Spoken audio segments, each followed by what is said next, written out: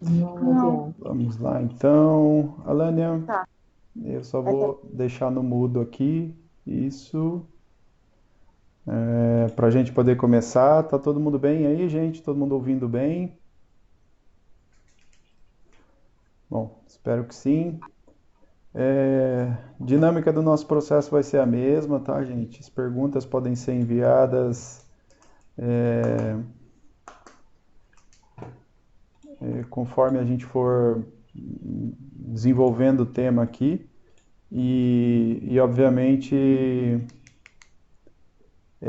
Eduardo, verifica se ele pode sair ou entrar de novo, que pode ser que funcione melhor, tá? Lembrando que funciona melhor no computador que no celular, ok? Vamos lá, gente. Por que que o tema de hoje, né, foi escolhido o planejamento estratégico e planejamento de vendas, né? Olha só, a gente está num processo de construção, está num processo de evolução com a marca e já tivemos aí muitas experiências em diversos mercados, estamos trabalhando com novos produtos, novas frentes, né? E a gente precisa entender como é que a gente vai chegar até onde a gente quer. Existe um plano master, né? Mas isso aqui tem a ver um pouquinho de dividir com vocês, para cada empresa de vocês, e aqui eu me permito a não querer, não ser arrogante ao fato de ensinar vocês a fazer alguma coisa ou não, não é isso. Na verdade, é dividir um pouquinho de experiências que eu já tive e coisas que estão dentro dos processos de aprendizado de qualquer empresa, né? A gente se planejar para fazer determinadas coisas, né? E isso envolve vários aspectos, né? O que a gente vai ver aqui um pouquinho. De como é que a gente pega esse aspecto da empresa e coloca isso para o nosso dia a dia, né? Nós vendedores também, né? Eu me incluo aí dentro do processo, também temos que ter o nosso planejamento, né? E como é que isso pode funcionar ou não? Vou contar um pouquinho da minha experiência com vocês em relação a isso, que foram duas experiências muito interessantes na minha carreira. Eu vim muito do mercado de indústria, né? Então eu trabalhei muito tempo, muito mesmo, com montadoras. Eu atendi aqui no Brasil a Daimler Chrysler, né, a Mercedes. Eu trabalhei com o pessoal da Tritec Motors, que era uma associação da BMW com a Daimler, a Mercedes aqui no Brasil. Eles faziam os motores do Mini Rover e exportavam esse motor para a Europa para mandar o carro aqui para o Brasil, né? Imagina isso. Atualmente essa fábrica produz os motores da Fiat em Campo Largo, né? Eu trabalhei também no setor de produção da Ford, né, em auxílio, junto com o lubrificante. Trabalhei num projeto no Brasil da introdução de um produto de uma marca no First Fill da Volkswagen. Trabalhei com a Volvo na fábrica de caminhões em Curitiba. Trabalhei junto com a Vale Mineradora, também em outro momento. Trabalhei também com o grupo Lafarge e Holcim. Hoje é uma fusão só, é um grupo mundial só, mas eram cimenteiras espalhadas no Brasil inteiro. Atendi no estado de Minas, Rio Grande do Sul, São Paulo. E por que eu estou contando todas essas empresas? Eu trabalhei um pouco na CSN, trabalhei com a ArcelorMittal no Espírito Santo. O que acontecia com esse processo industrial, gente? Primeiro, né, os contatos eram realmente. Você tinha que ter ali uma forma de chegar a alguém e nunca era uma pessoa só. Então você tinha compras, engenharia, manutenção, produção, todo mundo alinhado. Por outro lado, né, você tinha nem sempre ir lá e falar, olha, você usa esse produto, eu tenho esse, né? Na verdade, você tinha todo um desenvolvimento para aceitar, fazer a aceitação do primeiro processo, que seria validar o teu produto, e o segundo, a oferta baseado naquilo que aquele teu produto traria para aquelas empresas, né? Então, um pouco diferente do mercado automotivo de varejo, né, ou de oficinas, existia um planejamento a ser feito, e às vezes isso era longo, para que se chegasse a uma venda concretizada. né? Aí a gente vai falar um pouquinho disso, que tem a ver com a venda de valor e a estratégia de venda. Mas vamos lá. Para o pessoal que está com problema de som, gente, tenta sair e voltar, tá? Eu acho que isso pode funcionar bem. Ou utilizar o som através do sistema aqui de telefone externo que não está passando. Vamos começar então, gente. Planejamento estratégico aqui. Eu não quero me prender muito na teoria, porque eu quero chegar dentro de como isso impacta o nosso negócio, tá? Para que serve então, né? Vamos lá passar um pouquinho e falar um pouquinho da história. Eu vou pedir desculpas para vocês no sentido da simplicidade que existe em alguns slides aqui, porque o que importa para a gente depois está mais no final e eu quero que vocês absorvam e discutam um pouquinho a parte do que é o conceito e como é que isso vai poder ou não funcionar para a empresa de vocês, tá? De novo, gente, eu não estou aqui para ensinar vocês a gerirem uma empresa. Eu estou dando alguns caminhos que podem facilitar e, obviamente, vocês estão no mercado há muito mais tempo do que eu, mas pode ser que alguma coisa saia de novo daqui, ok? Vamos lá. Então, assim, né, desde que a gente se entende de humanos, né, da humanidade, a história da humanidade, a gente passa por um conceito de utilizar estratégias para fazer alguma coisa, né? Então, por exemplo, desde o do princípio da... Alguém está com o microfone aberto aí? Por favor, eu pediria a gentileza de desligar. O Posso homem gravar também? vai se vai evoluindo, né? E nesse processo de evolução, ele vem trazendo para ele estratégias de sobrevivência. Nesse caso, foi o primeiro modelo de estratégia, né? Como é que eu vou sobreviver? Isso é uma parte da história, né? E depois, se a gente avançar muitos e muitos mil anos para frente, centenas ou milhares de anos para frente, a gente tem o homem aí com as viagens espaciais, que também demandam de planejamento. Então, planejamento é uma atividade que o ser humano já faz, tá? Por mais que a gente imagine que isso seja simples ou não, né?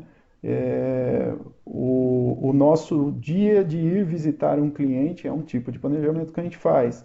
A contratação de um novo vendedor, a mudança de cargo, são planejamentos que a gente faz. Um café da manhã com a família, um almoço especial, também são planejamentos que a gente faz. Então, isso está dentro do nosso conceito.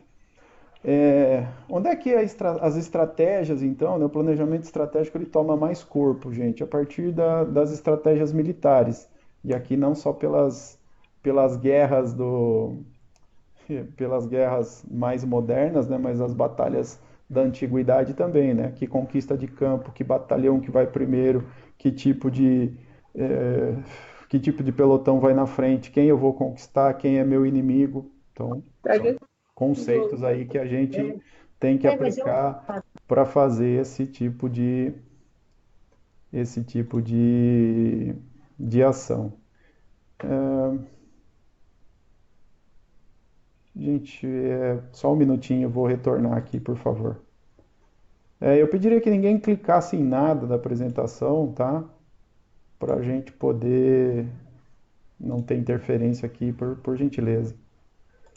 Vou ter que carregar de novo o arquivo, gente, só um minuto. não consigo ouvir. Eu quero saber se você está vendendo Google. Tá? Sim, estou gostando de ter.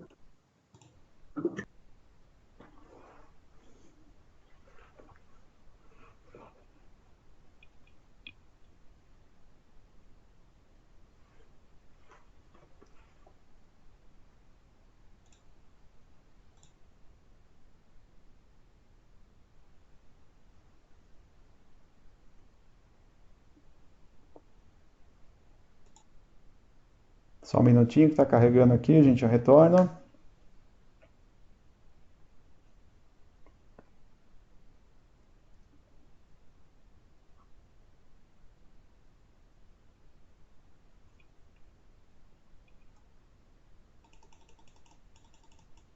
Pessoal, quem quiser aproveitar, que está com problema de som aí, é, quem quiser tentar reconectar para ver se consegue, às vezes funciona, tá bom? Usando sempre o computador como melhor recurso.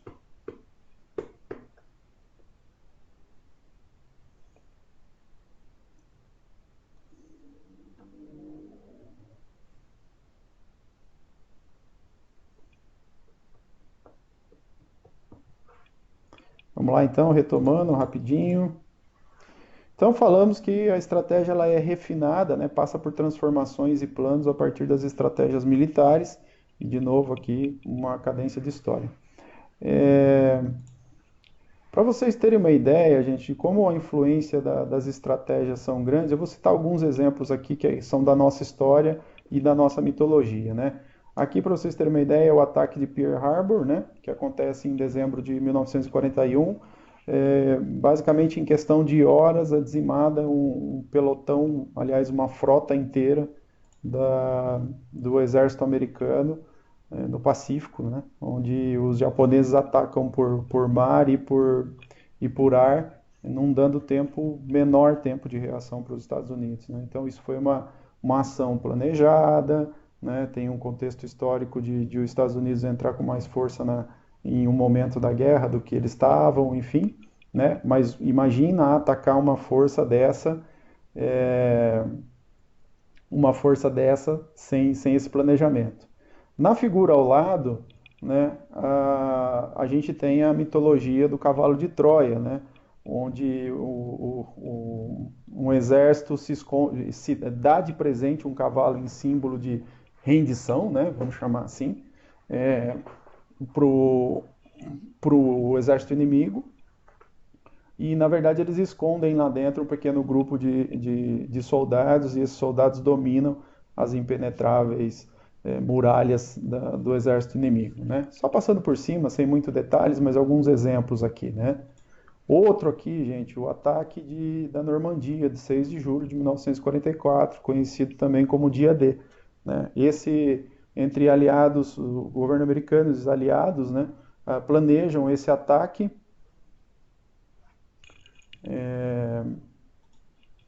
Vou tentar aproximar o microfone aqui para ver se melhora, gente. Planejam um ataque e basicamente a partir daqui existe a queda da supremacia do exército alemão na Europa, e a partir daí existem outros confrontos que meses depois, aliás na data de hoje, né, é comemorado como o fim da guerra em 1945, né? E outro exemplo de estratégia, não, e aí com uma tática um pouco diferente, e esse eu gosto de mostrar, né?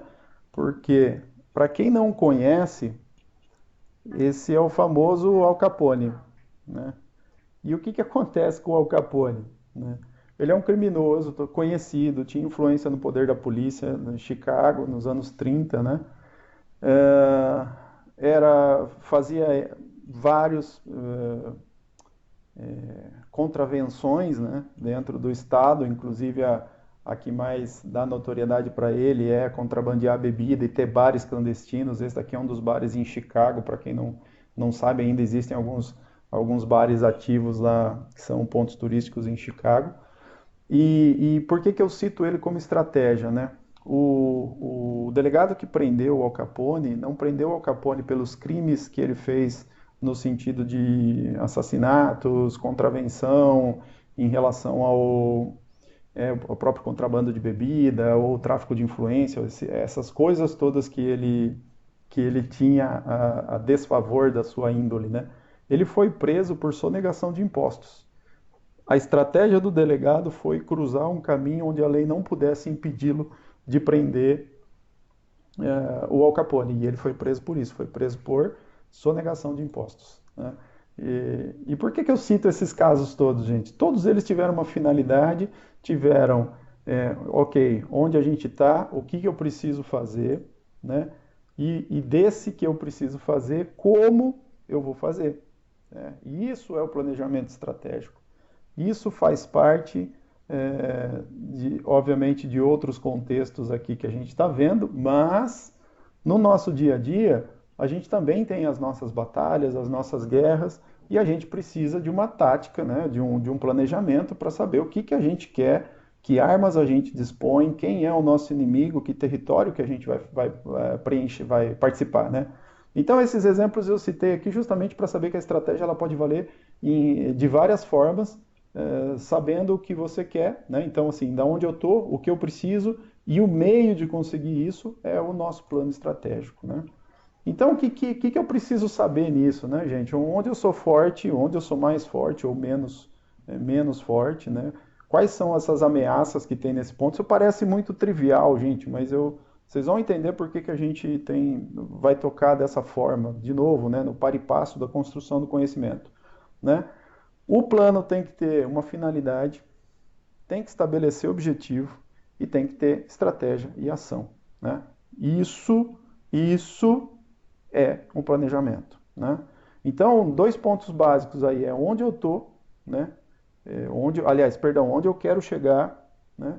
E como é que é o tempo que eu quero que isso aconteça, tá? Faz todo o tempo, faz todo o sentido da construção. Isso a nível, quando a gente vê isso, parece muito que a gente está falando só da empresa, né, gente?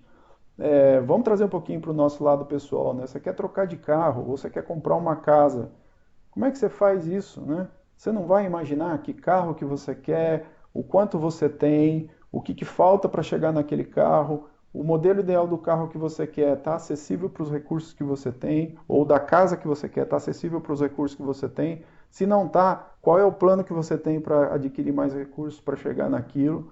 Veja, o planejamento é mais do que simplesmente uma coisa de empresa, né? Tem a ver sim com a nossa vida pessoal, né? Aqui uma figura para exemplificar, o planejamento basicamente ele vai passar, o planejamento vai passar por uma fase, por três fases distintas, né, que aqui ficam bem claras para a gente, né, no planejamento da empresa, no plano tático, né, como é que eu vou administrar tudo isso, e tem a ver com a gerência mais com a parte de venda, e no plano operacional é o nosso, né, nossa ação de vendedor, né, como é que a gente vai executar aquilo na ponta, né? Então, o conceito do planejamento envolve todas esses tópicos, né, que a gente tem que levar em conta. Então, eu preciso conhecer o que eu tenho na mão, eu preciso conhecer a empresa que eu trabalho, né, todos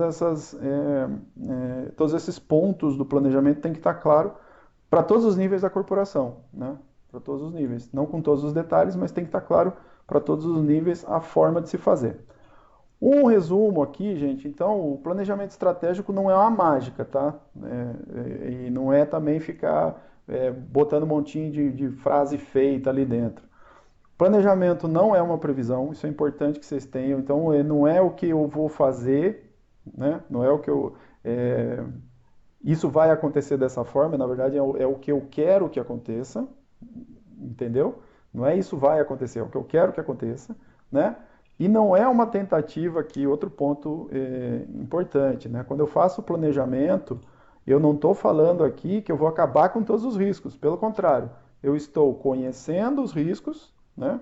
E assumindo que posso combatê-los com ações estratégicas, ok?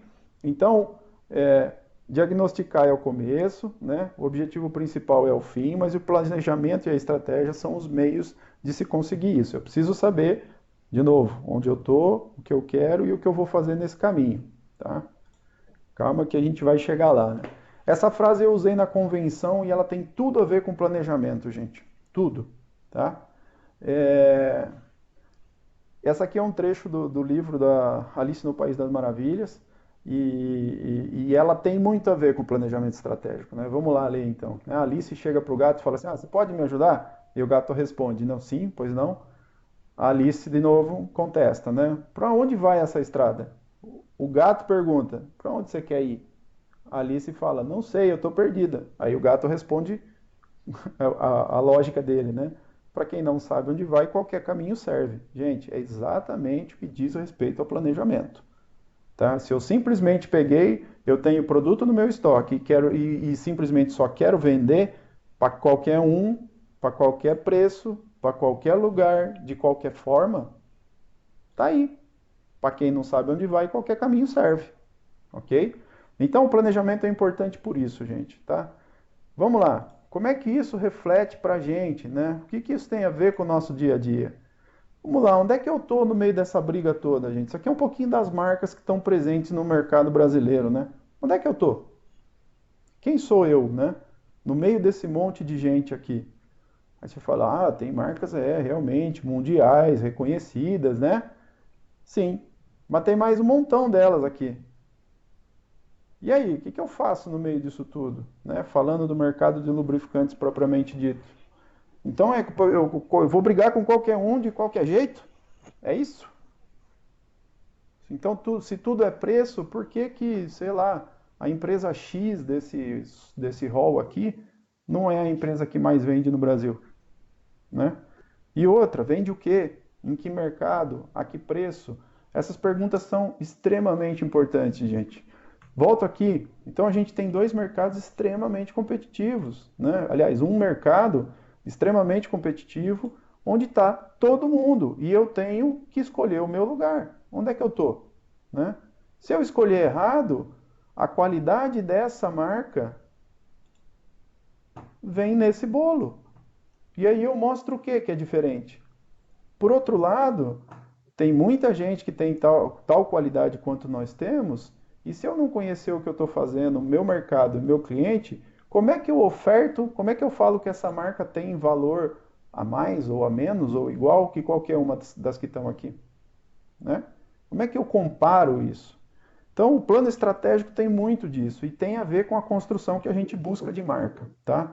Importante que esteja isso claro para todo mundo, porque se a gente comparar o mercado geral, gente, isso aqui são só alguns exemplos, tá? Eu contei mais ou menos aqui, eu acho que eu coloquei 40, 50 empresas diferentes aqui, só que é bom lembrar para vocês que tem cerca de 300 empresas registradas hoje na ANP, que é o órgão regulatório no Brasil a respeito de lubrificantes, né? Geral, industrial, automotivo e tudo mais. Então, como é que essas marcas aqui no Brasil, né? Como é que essas marcas criaram referência, gente? Né?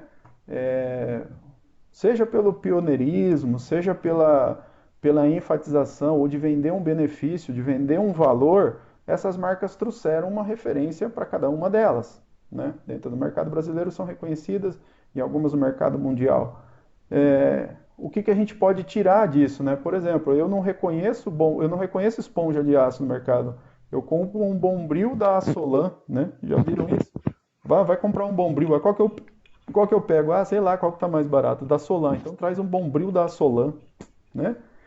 Ou então, eu preciso fazer aqui uma torta, vai lá comprar maisena para mim. Aí você traz uma da Yoki, né? Então, assim, chegaram obviamente num nível de referência altíssimo, né? Isso é importante, mas existe um caminho para isso, né? E qual é a parte do caminho que nos interessa, gente? A parte do caminho que mais nos interessa, de fato, é o planejamento de vendas, né? E aqui, vamos partir do princípio que as empresas já deram o tom daquilo que elas... É o Harry lembrando da Gillette, verdade. Ninguém vai comprar lâmina de barbear, todo mundo compra Gillette. Mas vamos lá, voltando a vendas aqui.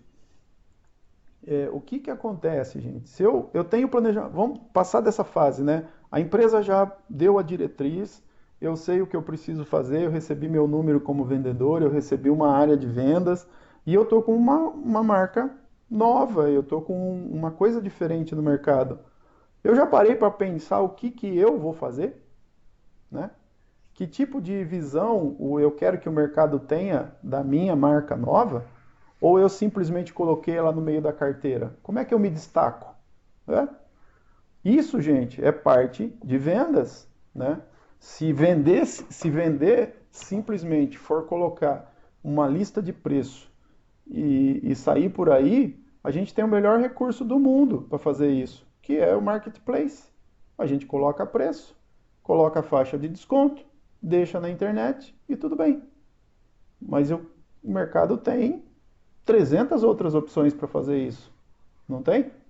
Né? O que eu tenho que entregar para o mercado para que eu seja reconhecido como que eu tenha valor, né? Não só preço, mas valor. Então vamos lá, gente. No papel de vendas, né, o comercial, ele não tá fora, não tá solto da empresa, né?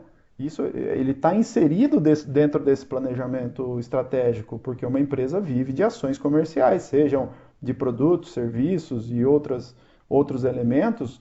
Toda relação de empresa cobra um valor por entregar algo, seja produto ou serviço, né?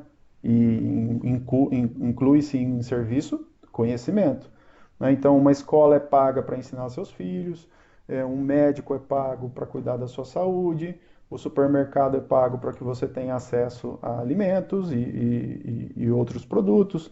Então, a relação comercial, gente, ela é feita através de uma troca, né? E essa troca tem alguns caminhos, né? E eu preciso saber que caminho que eu vou chegar ali. Eu vou falar muito claro para os gestores e isso reflete na ação dos vendedores, gente. Se a gente errar na comunicação interna da estratégia, a gente não pode culpar a equipe de vendas única e exclusivamente pelo erro, né? Eu tenho que ter claro, primeiro eu como empresa ter claro o que eu quero. E segundo, deixar claro para o meu vendedor e auxiliá-lo no planejamento dele, para não como eu quero, mas que ele entenda que o que eu quero depende da ação de como ele se porta no mercado, ok? Tem uma frase que eu uso muito aqui, gente, que é: se a gente falha ao planejar, a gente planeja para falhar, tá? Essa frase eu ouvi no meu curso de gerenciamento de projeto, e eu acho que é a frase que eu mais levei de todo o curso, de tudo que eu aprendi, toda a experiência legal, eu acho que é a frase que mais me marcou nessa lista de aprendizado. Por que isso, gente? Para tudo, cara, vamos fazer um churrasco. Vamos lá fazer um churrasco, né? Você não pensa em todo o processo do churrasco, né? Ou da sua festa? Quantas pessoas vão vir? Se as pessoas bebem ou não bebem? Se vai ser carne ou se vai ter outro? Se vai ser só carne de boi? Se vai ter frango e porco, linguiça? Se vai assar outra coisa na churrasqueira? Quanto de carvão vai? Quanto dura essa festa? Vai ter que limpar o salão antes ou depois? Gente, isso é planejamento, né? Isso não é. A gente faz, às vezes, sem notar que faz, porque parece simples, e esse é um erro, né? Esse é um erro, porque no nosso dia a dia, às vezes, a gente assume que a gente sabe, que a gente faz e que parece simples, e aparecem as dificuldades ou as contestações, e a gente não sabe o que fazer, né? Então, nesse momento, gente, eu queria que vocês se travestissem aqui, né? Isso no sentido de mudança. Sai o papel do vendedor, sai o papel do vendedor, entra o papel do consultor. Por que essa temática, gente? O papel do vendedor antigo, que tira pedido, que simplesmente atende pedido, ele serve para alguns mercados, não quando você quer realmente trazer algum tipo de posicionamento com aquilo que você está vendendo, né? A exemplo daquelas marcas, por exemplo, de Gillette e tudo mais, né? Se o cara for simplesmente sair, vou vender lâmina de barbear, né? Qual que você tem? Eu tenho A, B e C. E sai por aí, a A é mais barata, a outra é mais caro e essa aqui é a mais baratinha de todas. O que você está entregando para o mercado com isso? O que você está ensinando para o mercado? Acho que um grande papel do vendedor, né, do consultor nesse caso, né, do consultor de vendas, e muitos de vocês eu acho que têm o registro como consultor de vendas e não como vendedor, é entender de fato o que você está entregando para aquele cliente, né? Se você tá entregando uma solução, se você está entregando uma oferta, se você está entregando algo que ele pediu, medir isso faz você valorizar a tua marca, né? Aqui tem uns erros, um gráfico interessante sobre como é que o mercado enxerga nós vendedores, né? Como é que os principais erros na opinião de quem recebe vendedor, de quem recebe o serviço de venda, né? Excesso de contato, e nesse excesso de contato é excesso de contato sem informação, né? Sem nada. Obviamente manter relação é uma coisa, fazer venda é outra, né?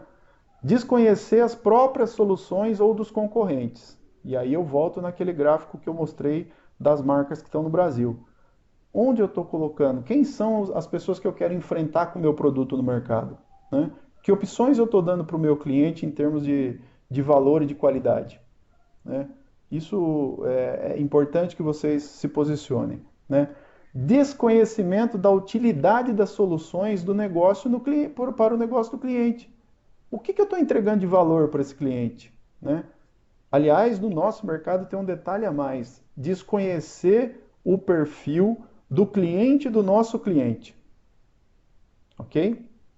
Do cliente do nosso cliente. O Nuno está apontando um negócio aqui muito interessante. A gente desconsiderando isso aqui, ó, estilo de venda muito agressivo. Né? Já aquele vendedor, ó, tá aqui, tem uma promoção super boa para você, aqui você tem que pegar, tem que comprar. O cara falou assim, para quê? Né? Não, porque você vai perder e eu nunca mais vou fazer. Perdeu, perdeu. Né?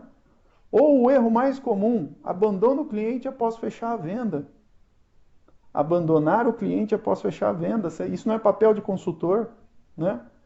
E outra, papel de consultor também, os dois anteriores que eu falei não serviriam para nada, né? Já não serviriam para nada, porque se eu não conheço o que eu estou vendendo, eu estou entregando o que para esse cliente? Né? Se eu não sei, se eu não estou confiante daquilo que eu tenho, não conheço e não estou confiante daquilo que eu tenho na mão, que tipo de oferta eu estou fazendo para o mercado? O que eu estou entregando para esse cliente? Aliás, muitos de vocês já entenderam quais são os reais problemas dos seus clientes, ao invés de ouvir só falar que é preço, o mercado não compra, não sei o quê. Gente, isso aí eu ouvia na indústria, isso aí eu ouvi no varejo, eu ouvi um monte de coisa. Mas eu conseguia, de alguma forma, obviamente não é para todo mundo, tem cliente que a gente tem que abrir mão, e a gente vai falar disso aqui, entregar valor aonde tinha solução. E nisso eu construí valor. Nisso eu construí referência e nisso eu conquistei outros negócios. Tá? E é isso que a gente está falando aqui, né? De entregar valor, criar esse valor como um modelo, pegar esse modelo, ver onde funciona e onde funciona, multiplicar valor. Né? Vamos lá. Princípio da venda consultiva. Vou citar isso aqui de novo porque é a parte mais importante, gente. Falta de conhecimento do assunto por parte do cliente, mas também por parte do vendedor. A gente não sabe explicar o que tem na mão porque a gente não estudou, não se interessou e não passa para o cliente a credibilidade de valor. E aí o que acontece? O cliente fica desconfiado ou então te coloca no segundo bolo lá, no segundo plano das empresas que eu mostrei aqui que estão presentes no Brasil também, e não consegue contra-argumentar o cliente te posicionar. Na verdade, você posiciona a marca onde você quer, não é o cliente que posiciona. Né? Imagina uma situação de conquista, né? A maioria aí é casada ou namora.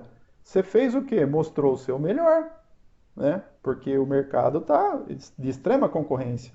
Você mostrou o teu melhor para aquele momento e cultivou aquilo para que o teu cliente, esposa ou marido observasse aquilo como o melhor para que vocês fizessem, né, formassem um casal. Gente, qual é a diferença disso com o mercado? Qual é a diferença que eu tenho com a posição em relação ao que eu quero do meu produto? Eu deixo o mercado falar o que quer do meu produto ou eu falo para o mercado o que eu quero que o mercado fale? Já pararam para pensar nisso? Né? Eu pegar os critérios, nossa, gente, eu dou palestra basicamente no Brasil inteiro aí com os clientes. E o que acontece, né, de fato, o que a gente observa nisso? Os mitos que foram criados, assim, mitos absurdos, né? E sem base nenhuma, mas olha que legal, vamos tirar o lado bom dessa história. As pessoas que criaram esses mitos estavam convencidas que aquilo era verdade, né? Eu vou citar um exemplo, até foi tema de uma das apresentações que eu fiz, tanto em clientes novos, quanto em distribuidores novos, quanto numa apresentação no Instagram que eu fiz com um pessoal da Harley Davidson. Não, o Brasil tem obrigatoriedade de todo produto que é feito aqui utilizar um percentual de 20, 30% de óleo reciclado em qualquer produto que faz no Brasil. Gente, vamos lá. O governo se intromete bastante aqui no Brasil, obviamente, em várias coisas, mas obrigar uma empresa multinacional de tecnologia a dizer como é que tem que fazer o seu produto é um pouco demais, né? E aí, como é que você desconstrói isso? Gente, existem duas regulações, que é a 804 de dezembro do ano passado e a outra que diz respeito à recoleta, que é de 2019, que eu acho que é a NP 19, 119, não me lembro agora, né? Deixa eu até ver se eu tenho anotado aqui para falar para vocês. Mas enfim, uma fala sobre a regulação de venda de lubrificante no Brasil, que é a 804, né? E a outra fala sobre recoleta, que é sim uma obrigatoriedade de importadores e produtores no Brasil de destinar um percentual da sua produção vendida em cada estado de recolha e destino. Isso não tem a resolução 19 da ANP, tá? De 2009. Que isso nada tem a ver com o posicionamento de se utilizar em produto, né? Então veja, foram tão convincentes a ponto do mercado acreditar que não, toda empresa nacional que fabrica no Brasil tem que usar óleo reciclado. Misturaram duas legislações, criaram um conceito e o mercado comprou. Olha que maravilha isso, gente. Agora, o cara que falou isso, ele estava convicto de que isso tinha que ser passado para frente ou não? Né? Agora, quando eu vou fazer uma venda de produto, eu estou convicto da capacidade que esse meu produto tem de ser solução para esse meu cliente? Já pararam para pensar? Você, no seu dia a dia, se você tem essa convicção, se você realmente, o que você tem na mão, você está entregando para o seu cliente e fala assim, meu, usa isso porque eu garanto. Usa isso porque tem essa característica e pode te ajudar com esse valor. Eu estou fazendo isso no meu mercado? Né? E aí, não fazendo isso, obviamente, que é o que talvez 80% das nossas ações gerais acontecem no mercado, a gente cai para onde? Para o preço. Né? Então, assim, vamos lá. Vou repassar com vocês aqui o papel que a gente tem que ter analítico nessa história. Ó, o Nuno está falando aqui da resolução 362 de 2005, fala da recoleta, né? É que eu peguei uma das normativas aqui. Mas a regulamentação de lubrificante ela foi revista agora em dezembro do ano passado pela 804. O que o cliente quer então, gente? Como é que a gente chega nesse cliente para que a gente não a gente reveja o processo dessas nossas ações em si, né? Vamos lá. O cliente não quer ouvir você falar o tempo inteiro, tá? Ele também quer ser ouvido atentamente. O maior defeito do corpo de vendas brasileiro em todos os campos hoje em dia é não ouvir atentamente. Fingir que ouviu sem valorizar o que o cliente está falando, gente, você simplesmente está dando para ele o que todo mundo dá. As costas se ele não fechar o pedido. É isso, né? E às vezes você tem que dar para esse cliente o espaço para se chegar no real problema dele, né? Nem sempre você vai conseguir fazer isso, essa abordagem ou esse conhecimento, se você for ficar falando que o teu produto é isso, que o teu produto é aquilo, que faz lá, depreciando tudo, né? Sem ouvir realmente o que o cara precisa, né? Aqui uma frase interessante do Alexandre, obrigado pela colaboração, né? A oferta correta, né? Onde o nosso produto vai ser usado, de que forma que ele vai ser usado, né? Isso é muito importante. Outra coisa, né? O cliente ele não quer saber o preço. O cliente que te pergunta o preço, cara, é porque ele não conhece em você um solucionador de problema, é só um entregador de pedido. Né? Ah, quanto tal o teu produto tal? Garanto para você que todos os seus clientes, todos, não compram só aquilo que ele pede para você. Normalmente o que ele pede para você em volume e muito específico é porque você não tem o conhecimento suficiente da abordagem desse cliente. E aí me desculpa falar mais francamente, um cara que só compra 15,40 de diesel do mais baratinho, não é problema, não consome só esse tipo de produto. Ele consome outros produtos. E como é que eu estou tratando esses outros produtos? Né? Ele nunca vai consumir um sintético, nunca. Não estou falando que ele vai comprar só sintético, mas nunca. Ele nunca vai trabalhar com óleo de transmissão, ele nunca vai trabalhar com óleo de direção ou de transmissão automática. E às vezes a gente fica preso em vender o 15,40, 15,40, mais barato, 15,40, mais barato, 15,40, mais barato. Né?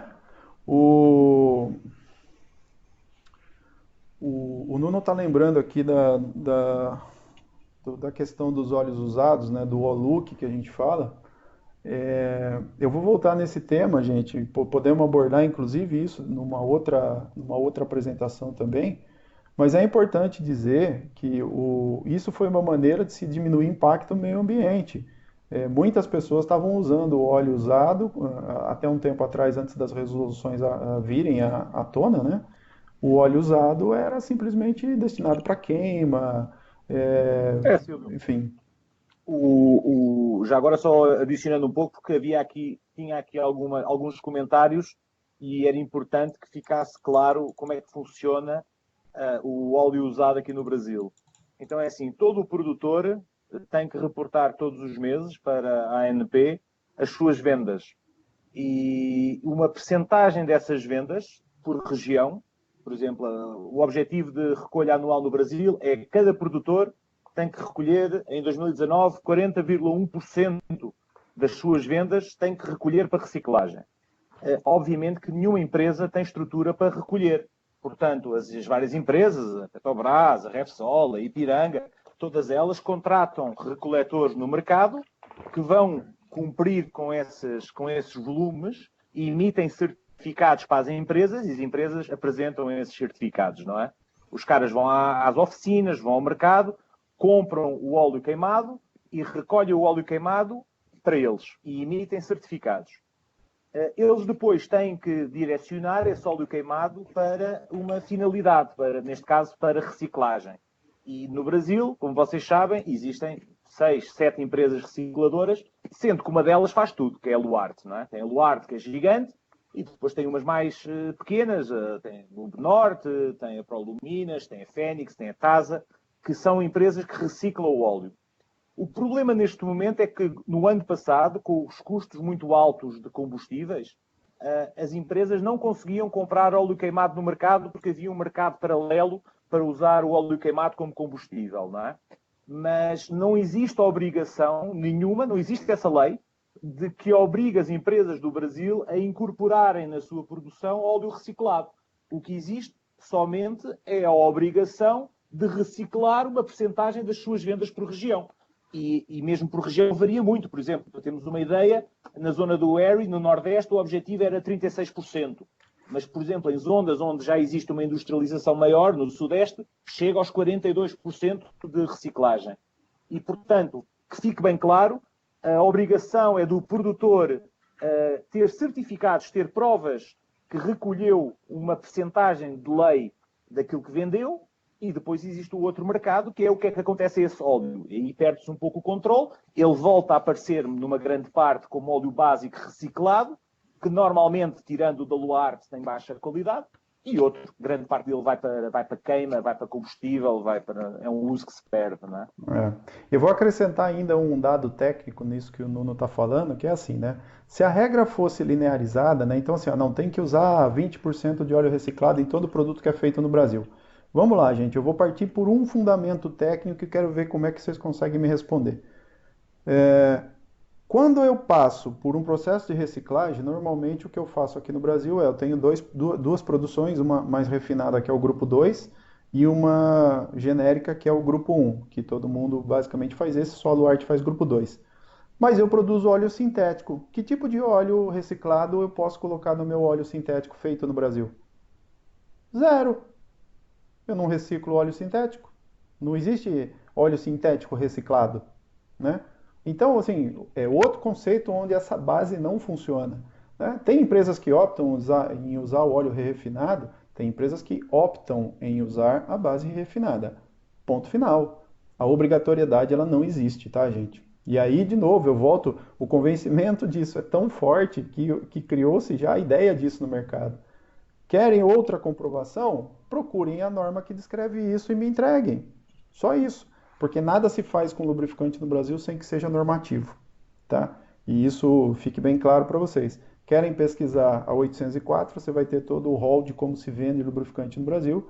E querem ver a resolução 19 de 2009 e a 825 de 2000, 800 e, perdão, a 362 de 2005, vocês vão ter todo o acompanhamento de como é que é o processo de recoleta. E aí a informação é aberta para o mercado. A gente consulte o site da ANP e, inclusive, ela reconhece quem são os recoletores de óleo e tudo mais. Feito aí, passamos essa fase, então vamos continuar aqui. O cliente, então, ele não quer ouvir você falar, ele quer ser ouvido. O cliente não quer saber o preço da solução, ela quer saber o que isso vai compensar nessa compra. Como é que eu vou fazer esse processo, né? O Harry lembrou bem. Esse processo de recoleta, gente, é um processo pago, tá? A gente paga para as pessoas fazerem isso para a gente, inclusive, né? Pagamos essa recoleta para prestar o serviço de direcionamento. O que eles vão fazer com o óleo é o que eles escrevem no certificado para a gente. O que me importa nesse caso é ter o certificado de que aqui, o percentual daquilo que eu vendi, eu prestei o serviço de recoleta. Tá ok? O cliente não quer saber características e atributos da sua solução, ele quer saber como é que essa solução resolve o problema. Vamos falar de uma coisa importante aqui, gente, característica e atributo? Vamos lá. Eu tenho aqui um óleo que ele é um ASEA A1B1.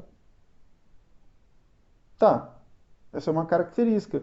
Como é que eu vendo isso para valor? Né? Como é que eu vendo isso para valor? Olha, o ASEA 1B1 é um óleo que você pode ter na tua prateleira e coloca isso como... você pode ter só ele na prateleira, tanto para o mercado diesel quanto para o mercado a gasolina, de veículos leves sem filtro de partícula. E isso é o valor que eu estou dando para ele. Né? A característica dele ser um ASEA 1B1, nada. Agora, o valor dele ter um ASEA 1B1 na mão, o fato dele poder usar em veículos a gasolina e a diesel sem filtro de partícula um único produto, reduzindo o volume de estoque em números de rótulos, trabalhando com um fluxo de controle de produto melhor. Isso é valor. Entendem a cadeia disso aqui? Né? E outra coisa, né? Vim com o discurso decorado, né? Cara, ele não quer, ele quer saber como é que você vai resolver problema para ele, ou como é que você vai solucionar isso. Então, precisamos dividir essa venda específica, gente, já para venda, direcionando para a venda consultiva, o fato de a gente estar trabalhando aqui com um conceito de valor construído através de características. Né? Vamos lá. Outra coisa muito importante para nós do grupo de venda, gente, selecionar o nível de parceria que eu tenho com o meu cliente. Por quê? Eu tenho níveis diferentes de parceria. Eu tenho que filtrar essa condição dentro do meu planejamento de vendas ou do meu objetivo de vendas. Eu vou ter cliente que, eu estou aprovado, ele compra se eu tenho uma boa oferta ou não. Eu tenho clientes que eu vou ser cliente preferido, eu vou ser um fornecedor preferido, mas não sou exclusivo. Eu tenho um cliente que me reconhece como um solucionador de problemas, então ele me consulta, eu estou ali no topo da cadeia, sou um cara que ajudo, né? Eu tenho os clientes onde eu sou o fornecedor estratégico, onde se eu falhar realmente impacta o processo dele, mas ele também tem outras opções. E eu tenho o parceiro confiável, aquele onde eu vou depositar mais esforço. Né? Se eu tratar os 5 tipos de clientes que eu tenho da mesma forma, eu vou gastar energia desnecessária onde não me reconhecem ou pouca energia naqueles que precisam para que me dessem mais força para ir para o mercado. Né? Como é que eu falo isso, gente? Vamos lá. Exemplo disso aqui.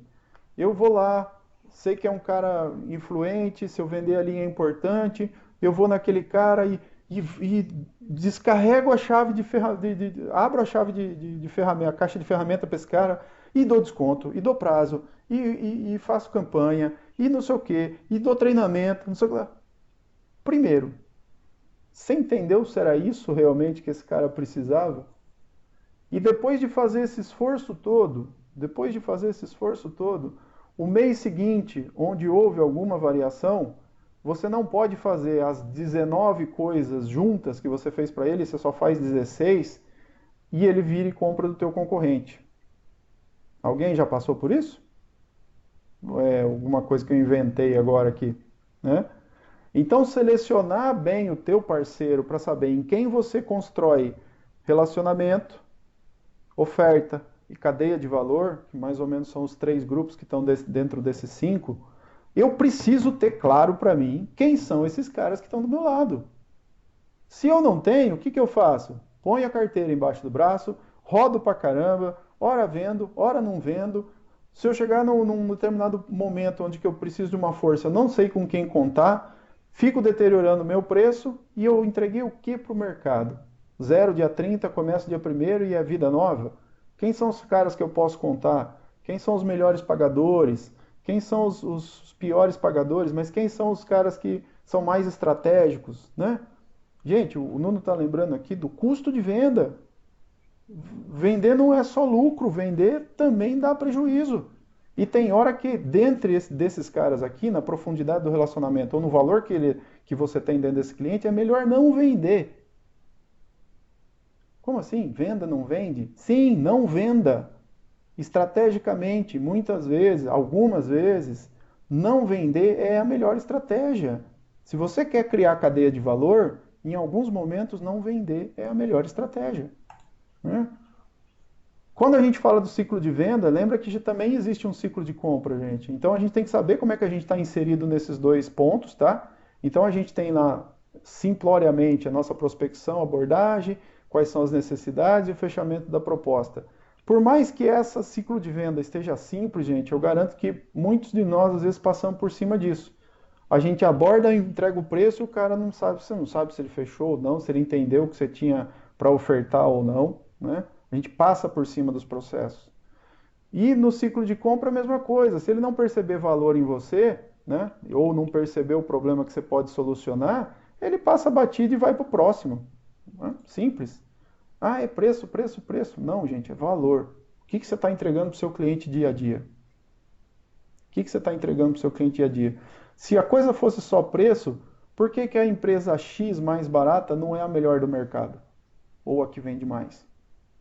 Né? Por que no teu portfólio, todos os produtos daquela empresa que são os mais baratos não são os que você vende mais? Talvez você tenha um ou outro. Por quê?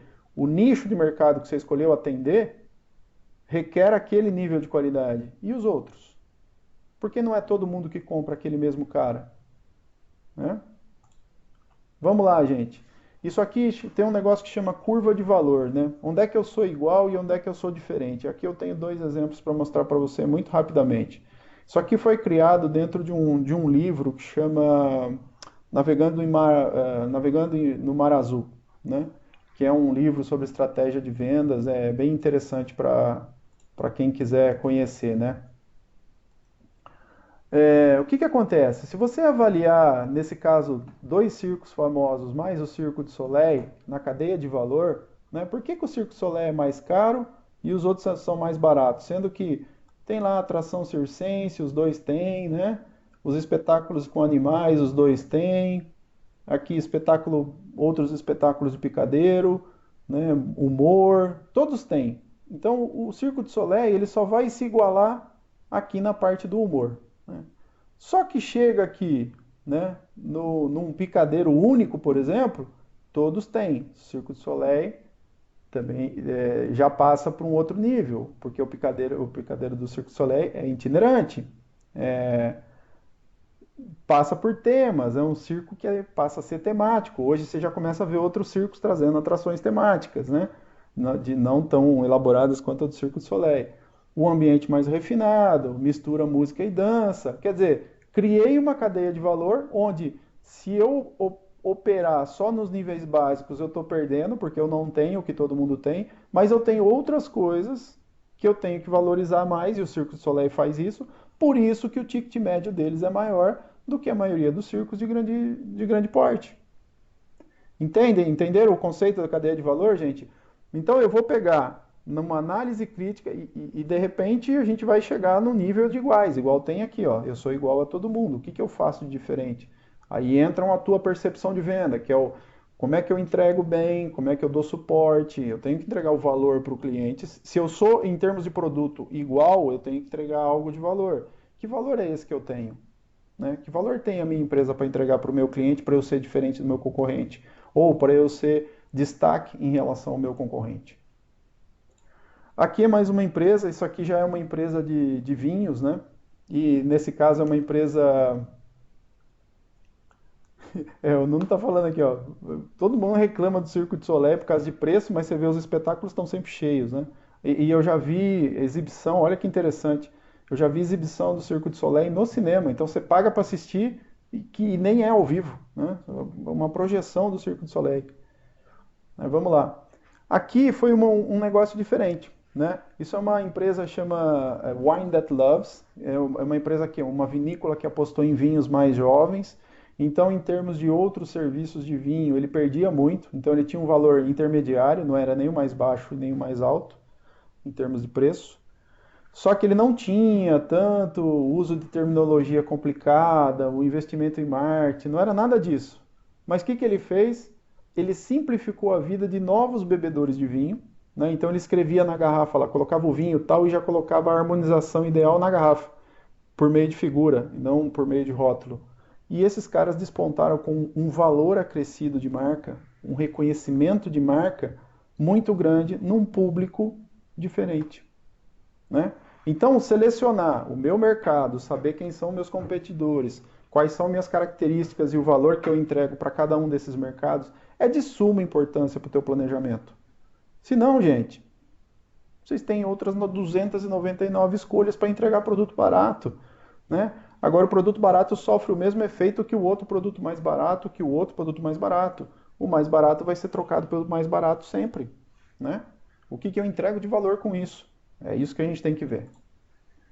Então vamos lá, preço e valor percebido, gente. Isso é muito importante, né? Isso aqui tem um tema muito interessante, né?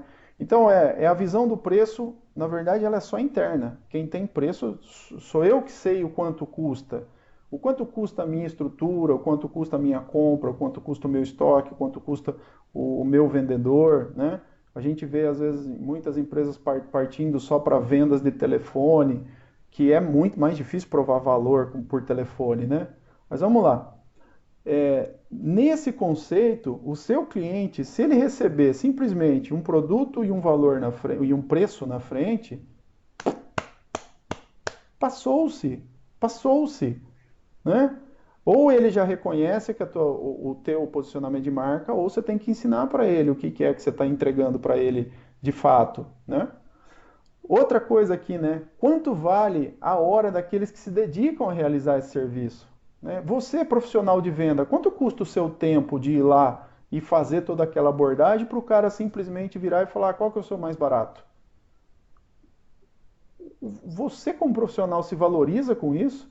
É para isso que você está lá no front com o cliente? É isso que você está vendendo para ele? O que você representa para o cliente é isso?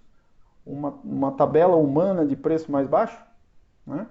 Então é uma coisa de se valorizar, é o seu tempo que está ali, então você está investindo para ganhar mais também, né? Aqui tem um exemplo muito claro, só entre valor percebido, né? Quanto é que custa uma cópia de chave, gente? Sei lá, R$ 10? Quanto é que custa você perder a sua chave num dia de chuva, num estacionamento, com o carro trancado? Quanto é que custa o profissional para ir lá fazer esse serviço para você? Então essa percepção, que valor que esse cara tem em fazer uma cópia de chave, que valor que esse cara tem em ir lá abrir o carro para você debaixo de chuva, num dia de noite e você com a sua família fora do carro. Já pensaram nisso? Ou pior ainda, né? Você tem uma emergência médica e você perdeu a chave do carro e você precisa, ou trancou a chave do carro dentro do carro e você precisa abrir. Tem valor isso? Tem preço? Ele vai te cobrar 200, 300 reais? Tem preço esses 200, 300 reais? Ou tem o valor do cara poder te resolver o problema e você seguir com a sua emergência médica, né? Um pouco para se pensar nisso, né? Quanto vale você na rua, né? Quanto vale você? Quanto vale o seu tempo na frente do teu cliente? E o que você está entregando de valor para ele? Você está se postando como alguém de valor, né? Então, dentro da cadeia de valor, né, isso que eu queria que vocês pensassem aqui. E aí vem a grande questão. Você realmente conhece o cliente, o seu cliente, ou o cliente do seu cliente, dentro daquela matriz que a gente falou, né? Por que isso, gente? Vamos lá. O que a gente precisa ter para que alguém ganhe confiança na minha posição de consultor? Eu preciso conhecer a minha empresa. qual é a cultura dela, o posicionamento, o que eu tenho de diferente. E o diferente, gente, não a gente vende de ponta cabeça aqui, a gente vende fazendo malabarismo. Não. Cara, eu entrego em tanto tempo, meu serviço de crédito é assim, o meu suporte técnico é assado, a minha referência na sua cadeia de valor é ter o item A, B e C em até 2 dias úteis. Qual é o valor da minha empresa e o posicionamento? O que eu tenho de diferencial para entregar para esse cara? Aqui eu pego e bato o pé em todo mundo, gente. Eu conheço o produto e o serviço que entrega valor para o meu cliente? Eu sei o que cada produto pode trazer para aquele cliente um referencial, né? Eu conheço o mercado, quando eu vou entrar e vou competir, eu conheço o mercado que eu estou concorrendo, ou eu deixo o cliente me colocar onde ele quer, né? Eu conheço a cliente do meu cliente, né? Eu conheço o valor, a cultura, o posicionamento, o mercado. Eu conheço as pessoas que decidem ou as pessoas que podem me ajudar a decidir sobre essa compra, né? Então veja, o exercício da venda, gente, e principalmente da venda de valor e venda consultiva, ele é muito mais abrangente do que fazer 30, 40 visitas ou 50 telefonemas no dia, né? Como é que você quer ser visto pelo mercado? Como é que você, profissional, é lembrado pelo mercado, né? Vamos lá. E aí a forma de precificar, gente, também vamos lá, tem que ter um ponto de equilíbrio. Não é o mais caro, não é o mais barato, é o preço justo. Por quê? Existem algumas formas da gente precificar isso e por isso estudar o mercado, a concorrência, né, necessária para isso chegar no ponto, a gente precisa ter alguns critérios. Existem produtos que eu vou basear no consumidor, então eu preciso saber onde é que está o meu mercado inserido, quem é o meu consumidor e eu me balizar pelo mercado para poder fazer a conta contrária, né? Beleza, isso é interessante. Segundo ponto, eu posso basear, dependendo do meu posicionamento, aonde eu escolho estar com o meu produto, me basear no preço da concorrência e monitorar isso para criar a minha cadeia de preço. E aí vem uma grande sacada. Por hora a gente tem que espremer demais, por hora a gente perde dinheiro se não fizer isso, né? Querem exemplo? A nossa linha de moto, a nossa linha de transmissão. Se eu fizer a precificação linear de todos os meus produtos pela base linear, então preço de compra, mais transporte, mais impostos, mais margem linear para todo mundo. Eu posso ficar mais caro no produto que eu não devo e muito mais barato no produto que eu deveria estar cobrando e ganhando mais dinheiro e eu não dou valor para esse produto. O mercado não vai me reconhecer se eu for muito, muito, muito mais barato que a minha concorrência. Como é que eu quero me posicionar? Eu com a marca A e a marca A custa 40% mais que o meu. Como é que eu justifico isso? Então, às vezes, a gente tem que balizar o contrário, né? E aqui, como eu falei, o preço baseado em custo, sim, que é aquele que eu tenho a base de custo, meus custos operacionais e o preço de venda, tá? Então, é importante criar esse balanço na hora de fazer a lista de preço de vocês, e ainda voltando aqui no preço, na questão do planejamento estratégico, né? Por quê, gente? Qual é o efeito disso? Olha só, preço versus valor. O cenário ideal é que meu preço e meu valor para aquele cliente esteja equilibrado. Então, se ele entender o valor e o preço está justo, a venda está aqui, né? Se eu tenho muito valor e o preço está muito para baixo, eu tenho a chance de deixar dinheiro na mesa e perder credibilidade. Perder credibilidade, tá? Eu estou falando que eu entrego muito mais e o preço é muito, muito, muito mais baixo, o cara já fala, puta, não pode ser, tem boi na linha. Tem boi na linha, né? Ou, né, se eu não tenho aqui, se o meu preço é muito deslocado e eu não entreguei a cadeia de valor suficiente para aquele cliente, aí você não vende mesmo. O cara não entendeu que aquele teu preço tem uma justificativa, né? Isso é o equilíbrio que a gente tem que ter dentro do processo de criação de preço e dentro de a gente colocar a nossa oferta ativa para o nosso cliente, certo? Então aqui, como resumo, né, gente? Tá muito acima do preço, né? Você bate lá o olho, faz o teu benchmark com a concorrência do teu mercado local, posiciona com o mercado. Isso não é linear, tá, gente? A gente não tem só um concorrente. A gente tem 2 ou 3 concorrentes por tipo de mercado que a gente vai atuar, né? E eu tenho que saber o que, que eu tenho de diferente para me posicionar. Nem sempre eu vou ser o primeiro, mas também não vou ser o último da lista, né? Eu preciso saber qual é o meu valor naquela cadeia, né? E saber com quem que eu vou competir também, né? Então vamos lá. Se o preço está... estar com o seu preço muito acima, né? Ou se está muito acima do teu preço, né? Estar muito acima do teu preço, tem que calibrar ali para saber o equilíbrio. Estar muito abaixo do teu preço, tem o problema da avaliação na hora de você trazer isso na percepção de valor do cliente. Pô, tá muito mais barato, não pode ser igual. Quer ver uma coisa? Eu sei que o nosso custo de spray é baixo em relação ao mercado que a gente quer, que é o mercado principalmente da Motul, né? Nosso preço é baixo. Se eu não coloco margem para arrebentar no spray, sabe com o que o mercado vai enxergar a gente? Com Móbil, com Bardal, com Orbi Lube. É esse o valor que a gente está entregando? Só que se a gente coloca o preço porque, porque é mais fácil vender, não, você está dificultando a venda. Porque o que ele está fazendo é te selecionar para a fase de baixo.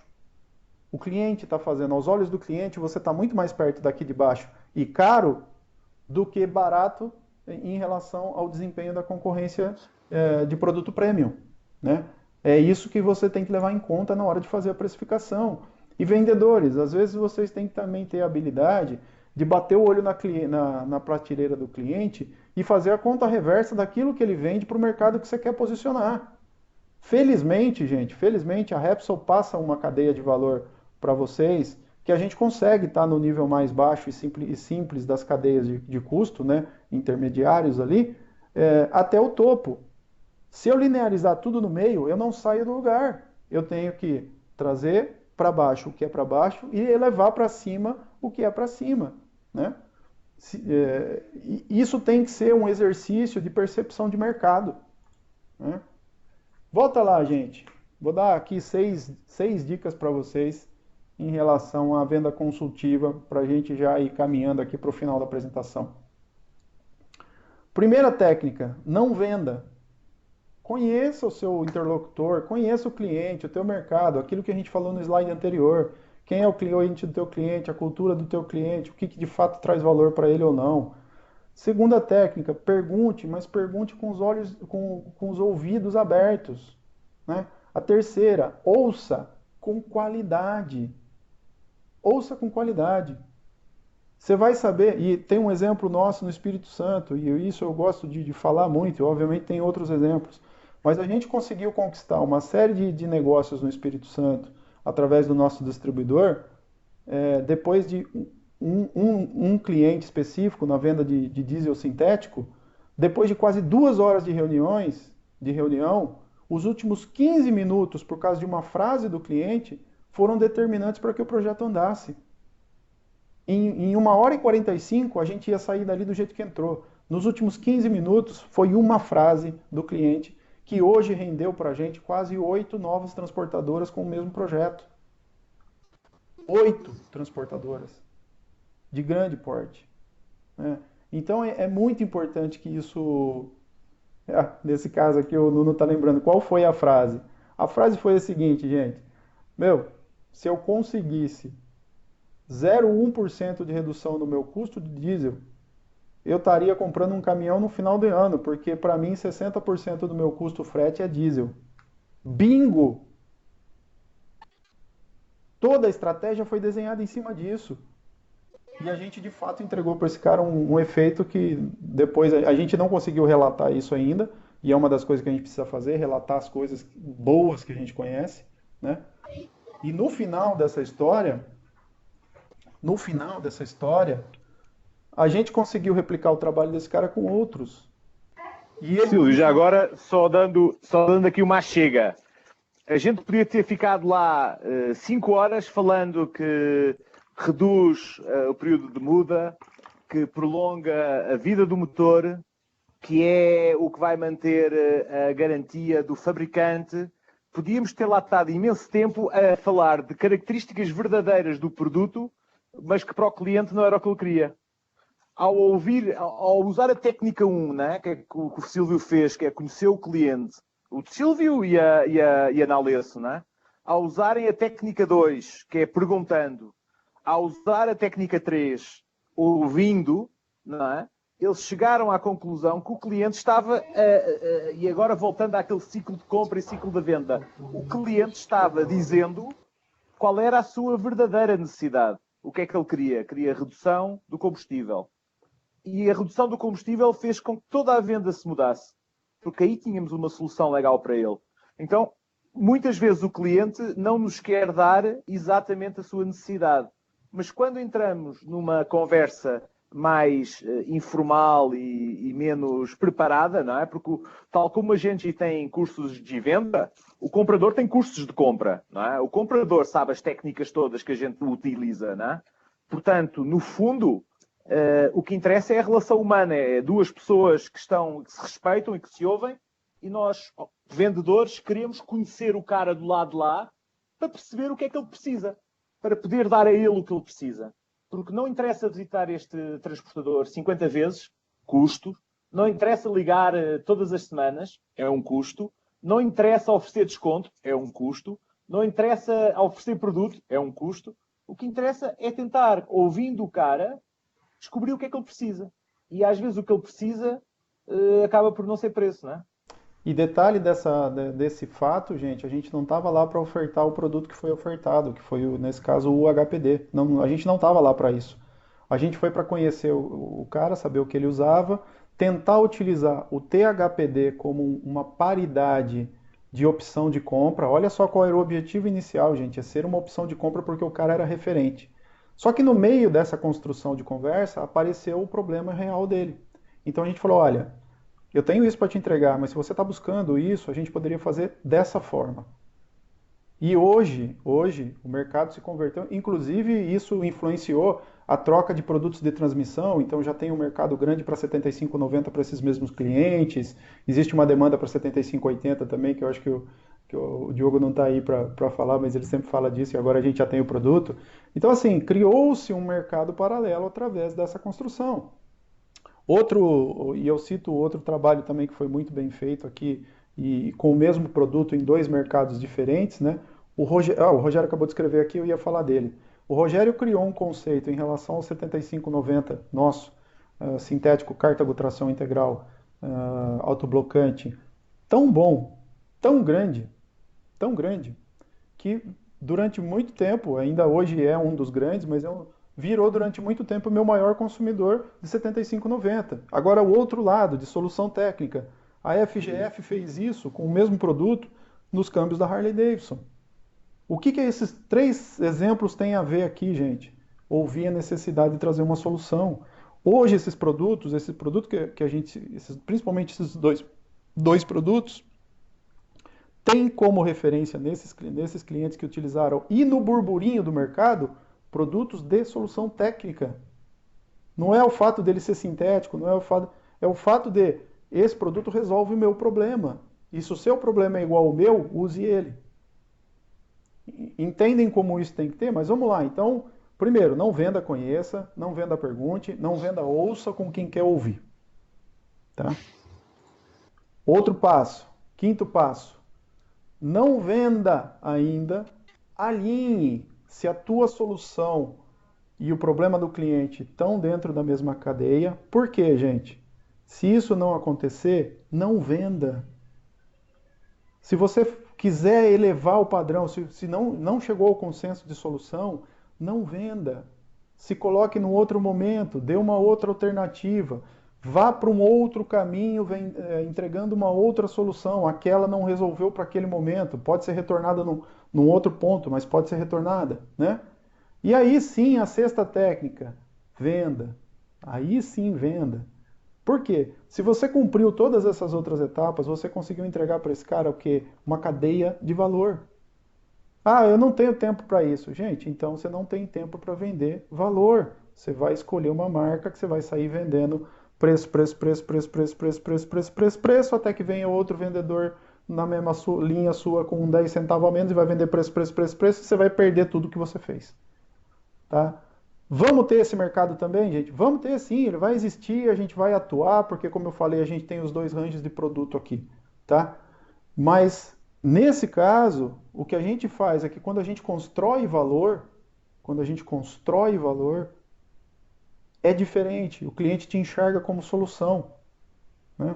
O cliente vai te buscar, às vezes, para que você responda, olha que engraçado, já aconteceu comigo, o Rogério, acho que uma vez a gente estava conversando também sobre isso, e aconteceu também com ele vem de uma escola parecida com a minha.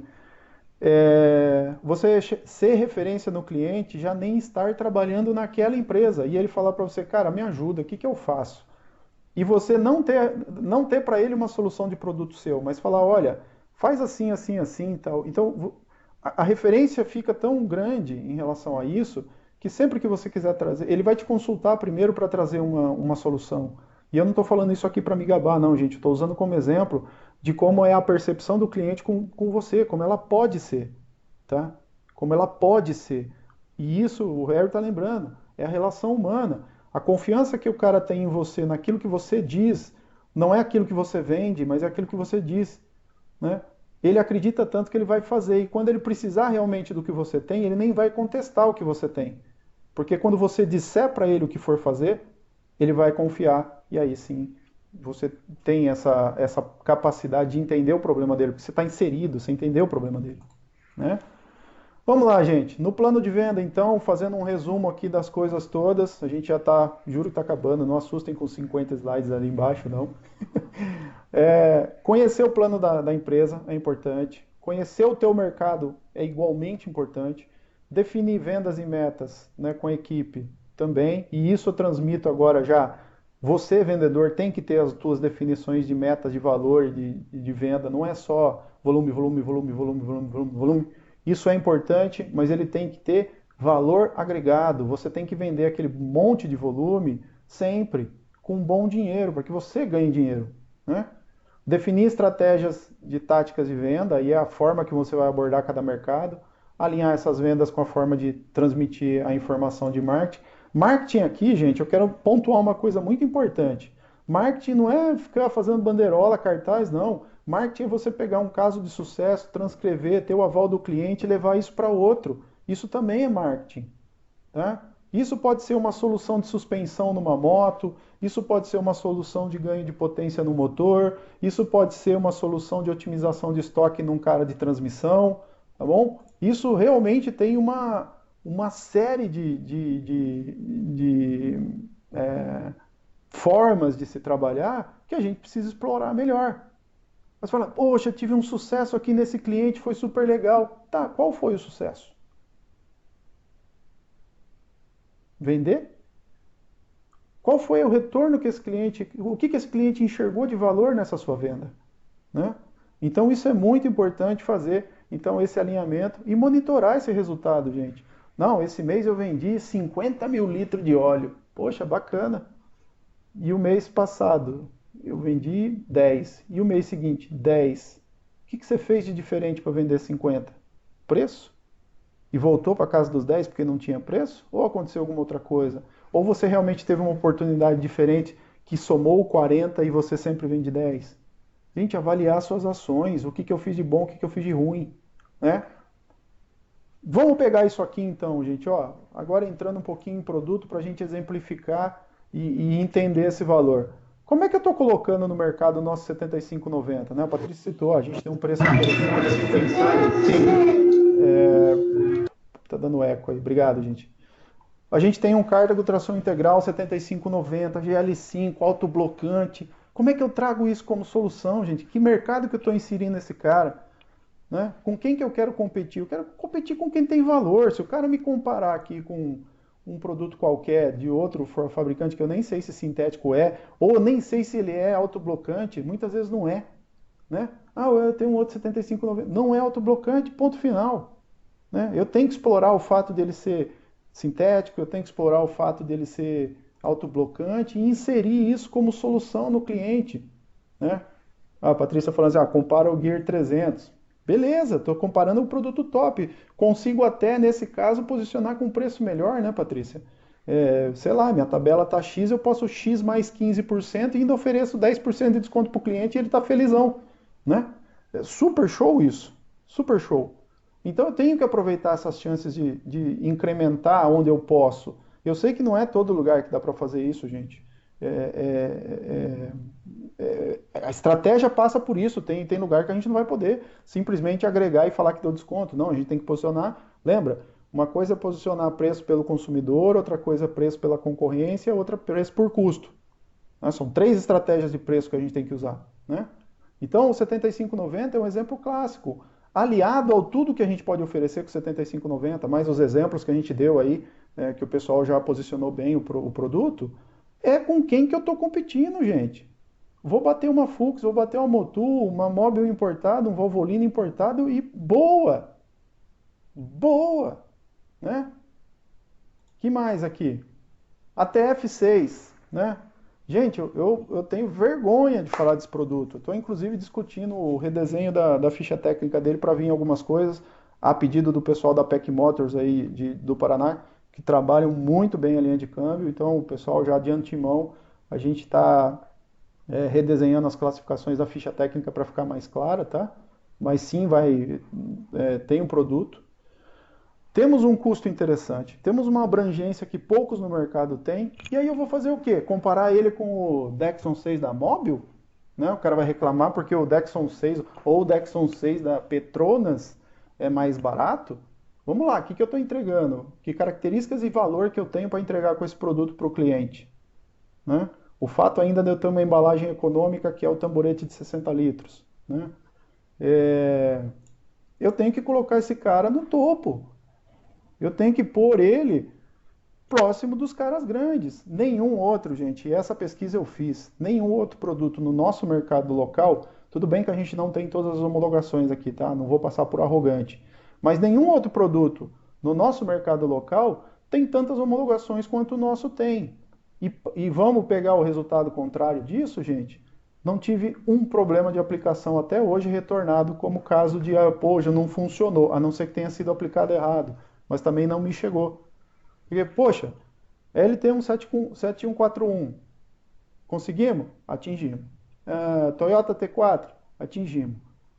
Nissan SJKD, atingimos. SP3, atingimos. Que mais? 6, 8, Leuri, 6, 8, 4, 5 e 9 HP da ZF. Usamos? Usamos. E aí? Como é que a gente fica com esse posicionamento? A gente está vendendo ele a TF mais 4, a L4, Rogério lembrando aqui, né? Porsche, BMW, Chrysler, né? Gente, temos o mercado tão à nossa disposição para esse produto que nós pedimos para a Espanha fazer a embalagem de tamborete que lá não existia. Né? É o único país do mundo que solicitou e fomos atendidos e temos a embalagem dele. Por quê? Porque o posicionamento dele é referente a uma série de homologações que a gente tem para o nosso mercado local. Aliás, mercado também de outros países. Né? Mas a gente tem que explorar isso como benefício, não só o fato dele ser um Dexon 6. Se eu comparar ele um Dexon 6 por um Dexon 6, eu compro Mobil, eu compro Petronas. Né? E aí, o que mais? O que eu entrego para o cliente? Além de eu ter um custo acessível para esse produto, é importante também ressaltar que eu posso incrementar a margem nele, eu entrego para o cliente uma otimização de estoque monstra. Que antes ele tinha que ter 4 ou 5 produtos na prateleira, eu posso substituir 4 desses produtos e colocar o meu. Né? Por nível de qualificação técnica. Outro exemplo aqui, gente. Aqui é só para a gente deixar claro, né? O que a gente tem, para quem ainda não se deu conta do que a gente tem no ATF6. Né? A série de homologações, e aqui só estão algumas delas aqui, que a gente contempla no processo de uso do ATF6. É isso que eu tenho que usar como recurso de valor. Né? E às vezes, gente, a gente briga tanto para colocar no cara um semissintético, né? E de repente eu colocando um ATF6 com valor técnico agregado, eu consiga ter mais valor nos outros produtos. É uma estratégia. Por que eu vou empurrar produto de baixo valor agregado ao que o cara quer, porque eu não tenho uma cadeia de valor para apresentar para ele, mas eu posso entregar uma cadeia de valor e falar, olha, por um acaso eu também tenho esse produto a esse preço, ponto final. Né? Tem hora vamos ganhar, hora não. Outro mercado, gente, o mercado da linha Racing, a Natália tinha falado aqui. Gente, é o caso da linha Racing, é tal qual o caso do 7590. O que eu entrego com a minha linha Racing, gente? Quais são os meus concorrentes? Eu não tive condição, e eu vou falar que eu tive essa dificuldade, eu não tive condição de colocar outra marca aqui, gente, que se pudesse equiparar ao nosso produto. De verdade, e aí sem arrogância nenhuma.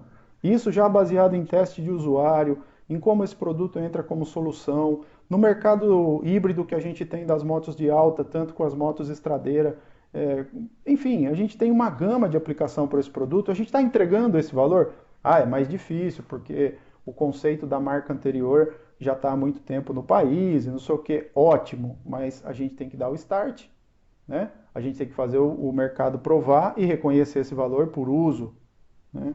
Então, veja, a criação de valor tem como eu me posiciono. Gente, a linha Racing, eu adoro conversar com um especialista. Das linhas todas que eu pesquisei, o nosso tem o maior índice de viscosidade. E eu tive acompanhando uma série aí de discussões na internet sobre problemas de motores, né? Gente, problema de motor de moto, o principal deles, temperatura, né? Fora a questão de embreagem, câmbio, mas é temperatura. Se você quer solucionar o problema, melhorar o desempenho de algum equipamento, e aí o Harry pode me ajudar. Harry, quando a gente faz um trabalho num redutor, dentro de uma moenda, qual é o primeiro critério que os caras usam para controlar? Temperatura. Em cima de temperatura, eles vão rolar a parte de desgaste, né? Nesse caso, gente, a gente tem um índice de viscosidade topo, que dá um limite de resistência enorme, e um limite de resistência a cisalhamento do produto mais enorme ainda, né? Então essa linha nesse caso, pegar a concorrência, posicionar preço, obviamente a gente tem margem para posicionar mais abaixo, e usar isso como estratégia, benefício mais custo. Né? Mais um último exemplo aqui, só para a gente terminar, e esse exemplo é duplo, gente. Vamos lá. Né? A gente tem lá o nosso C2 e C3 em relação ao nosso... em relação ao mercado, principalmente da Amarok, né? Mas lembrando que a gente não tem só o Amarok no mercado, né? A norma 504, 507. A gente tem outros veículos que usam linha diesel C2 e C3. Mas vamos lá. Se eu não souber me posicionar, gente, e aqui eu peguei um monte de exemplo, né? Peguei de fato um monte de exemplo. Se eu não me posicionar corretamente, a gente tem dois produtos que têm a mesma característica, né? C2 e C3. Aqui é só C3, é 530, é 530, é sintético. Só que esse tem algumas coisas a mais, alguns atributos a mais, né? Como é que eu vou me posicionar perante a tanta gente fazendo o mercado sintético 530, C2, C3? Se eu não selecionar o meu público, 508 a gente já tem na lista, Patrícia. Se eu não selecionar o meu público com relação a esses dois produtos, eu caio no bolo aqui que eu nem sei onde eu estou. Agora, eu tenho um produto aqui, né, que apesar da gente falar da norma 504, 507, é um C3, obviamente, que mais que esse cara me traz como valor? Onde é que eu encaixo esse produto? É só no uso da Amarok? Se eu olhar a ficha dele, eu não tenho outras oportunidades de trabalho aqui? Porsche C30, BMW 04, LL04... Mercedes 22951, né, com API SN. Claro que e obviamente a 504, 507, 504 aqui, esse é o mercado de homologação, onde eu vou pôr o produto com um sistema premium, onde eu quero solucionar, além do problema da Amarok, outras coisas. Ah, mas o cliente não entende, não quer, ele fala que tem o outro que é mais baratinho, não sei o que, tá lá. Tá, que aplicação que esse cliente está usando? Que mercado que esse cliente está inserido? Ah, é o outro. Legal, então eu vou com uma outra estratégia de produto. Eu vou com um produto sem direcionar ele para 504, 507, mas vou para o mercado onde eu atendo 530, C2, C3, que aliás, né, tem ainda uma Mercedes 22931 de carga. Então, como é que eu defino isso aqui no barato ou no caro, gente? E aqui é um exemplo bem caro. Eu tenho dois produtos para atender o mesmo, aliás, um mercado parecido, não é o mesmo mercado, né?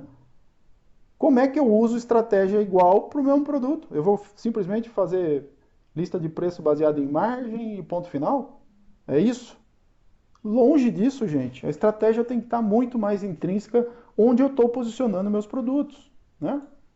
E aqui, gente, eu queria dar os fechamentos aqui muito em cima de imagens de como é que a gente se planejando mal, o que a gente perde de oportunidades. Essas daqui para frente vão ser algumas fotos que eu quero mostrar para vocês de algumas oficinas, tá? Se eu não me planejar, não conhecer meu mercado e não conhecer o cliente do meu cliente, olha o tipo de coisa que eu perco. Isso aqui é uma oficina, essa aqui é uma oficina especializada em carros de alta potência. O cara só trabalha com Porsche, Ferrari e Maserati, tá? É uma oficina em São Paulo. Essa outra, olha que coisa, é uma casinha. O cara é especialista em Volkswagen, novos e antigos, principalmente restauração de Volkswagen, né? Uma outra aqui para frente, essa aqui. Ele é especialista em Fiat e Alfa Romeo. Você fala, pô, mas é duas marcas que não valem nada. Para o cara ter um prédio desse, uma oficina com essa estrutura, você acha que seria um bom formador de opinião ou um bom cliente para se apoiar? Né? Outro exemplo. Isso aqui, se não me engano, foram do Rio de Janeiro. Dois caras especialistas em transmissão automática. Tem uma fachada que não me fala muita coisa, né? Aqui já tem um outro nível de entendimento aqui, né, da própria ação visual.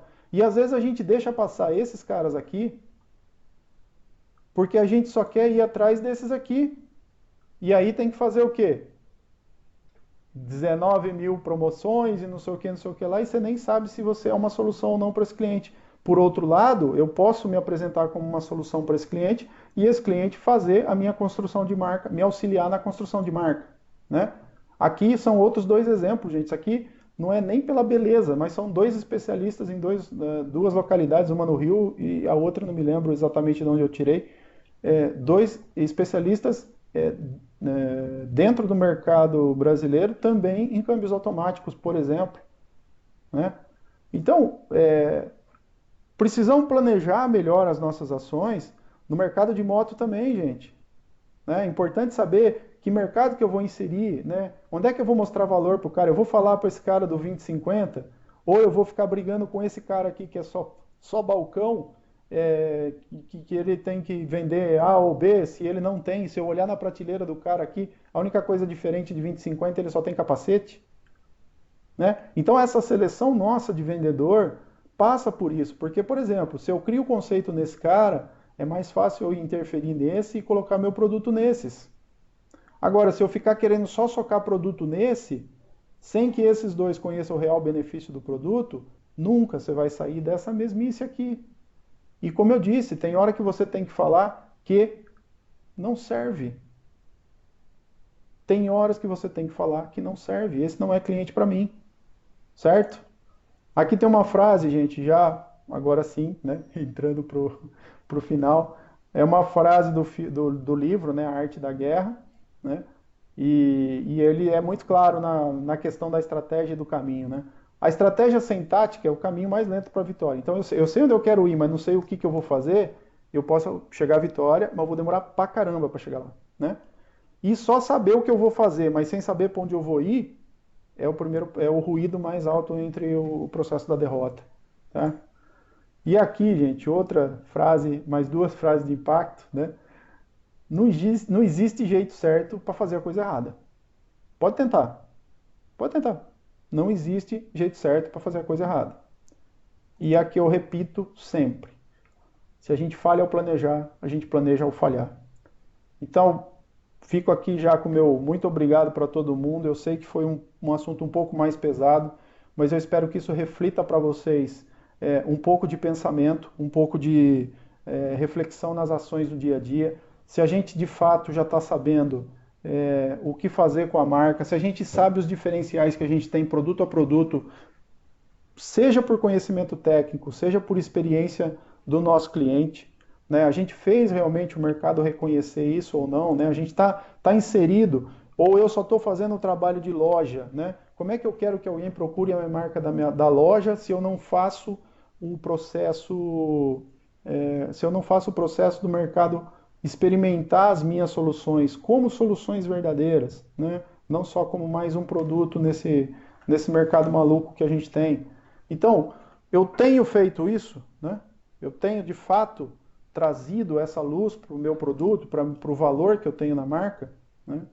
E aí, eu sei que talvez tenha muitas ou nenhuma pergunta aqui, mas Quem quiser abrir o microfone ou escrever, fique à vontade aí para se manifestar. E já deixo aqui meu muito obrigado para todo mundo.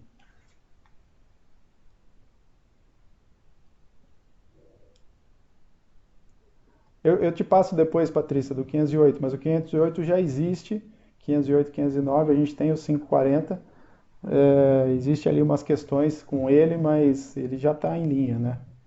Já temos aí para atender esse mercado.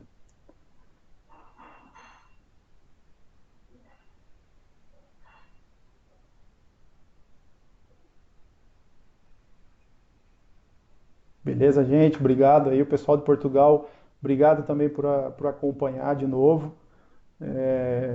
Todo mundo, todos os times aí de venda que puderam participar, meu muito obrigado mesmo. Espero que isso traga aí luz para vocês. Isso vale para qualquer coisa que vocês fizerem, gente, se planejar.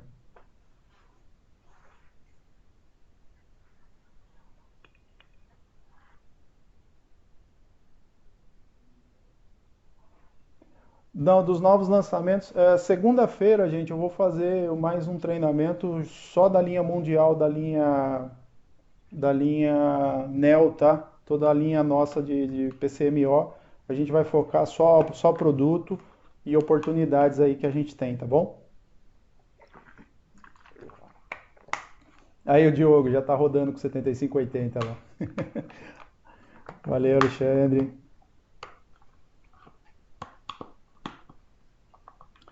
Patrício, Fork Oil a gente não tem determinação de hora. Quem determina as horas são os fabricantes das suspensões, tá?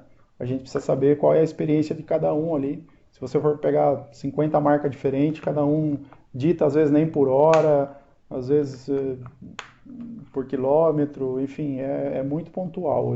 A gente não tem padrão. Essa coisa de quilometragem e hora, gente, quem determina é o equipamento, tá? Já falamos sobre isso aqui, mas é bom reforçar.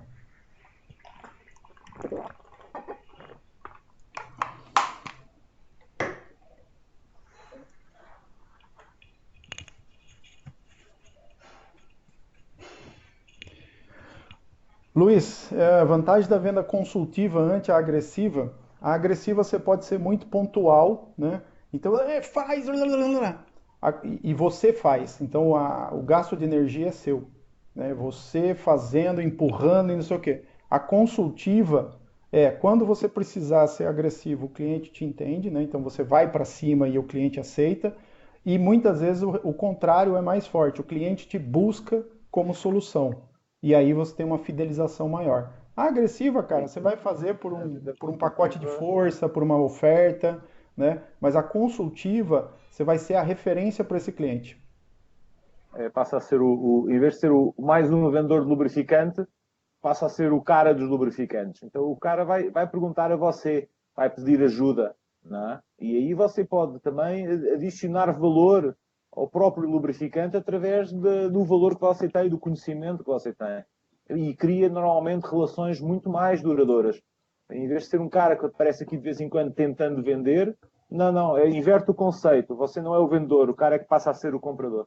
Ele está controlando o negócio, está controlando a situação e está indo à sua zona de confiança, né? Ele te procura como solução. A linha 300V em relação à linha alto, gente, é a nossa linha carreira. A gente já credenciou o 1060 na ANP e devemos começar o processo com o 040 e o 550 porque são linhas realmente que a gente está buscando de alta performance. Sexta-feira que vem a gente vai falar sobre alta performance. Não só na linha de motores, mas aonde a gente usa a alta performance, que produtos a gente pode aplicar, tá? Isso para os vários segmentos.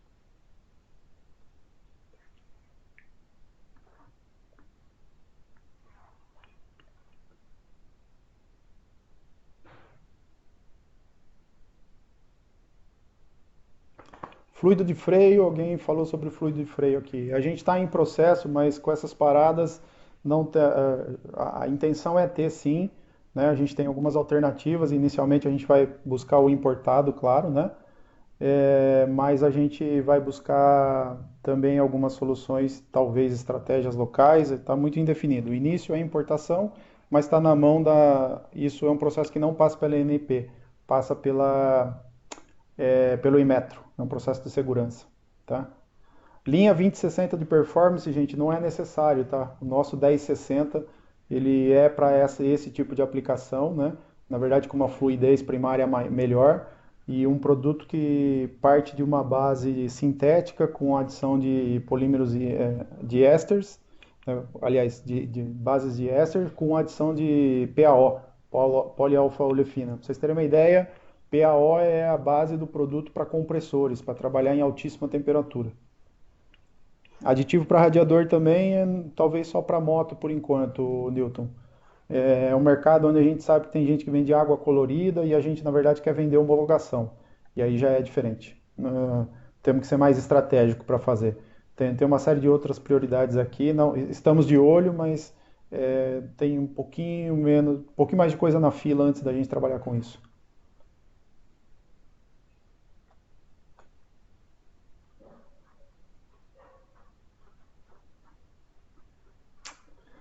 Obrigado mais uma vez, gente, pela paciência. Fabricação de graxa, não. O pessoal da RA, o plano está aí, mas de fato a gente tem mais coisa na frente das graxas. As graxas, talvez a gente parta por um segundo processo que vai ser, aliás, um processo intermediário, que seria importar graxas de alta performance inicialmente e depois trabalhar com processos de graxas locais, mas assim, também buscando performance. Não adianta a gente simplesmente pôr o nome da Repsol numa graxa de cálcio para chassis de qualquer coisa, porque tem outras 300 empresas fazendo qualquer coisa e o mercado está muito banalizado em alguns tópicos. Mas graxas de alta performance, como sulfonato de cálcio, como complexo de alumínio, complexo de lítio sintético, esse é uma coisa que a gente já tem muito e muito para o mercado. Dá para usar muito no mercado de alto como performance, mas é mais vocacionado para o mercado industrial, onde a demanda do custo-benefício e da solução de valor ela é mais requerida do que simplesmente uma graxa por exemplo, lítio comum ou uma graxa MP ou EP de lítio comum que, né, não se tem grande valor agregado aí.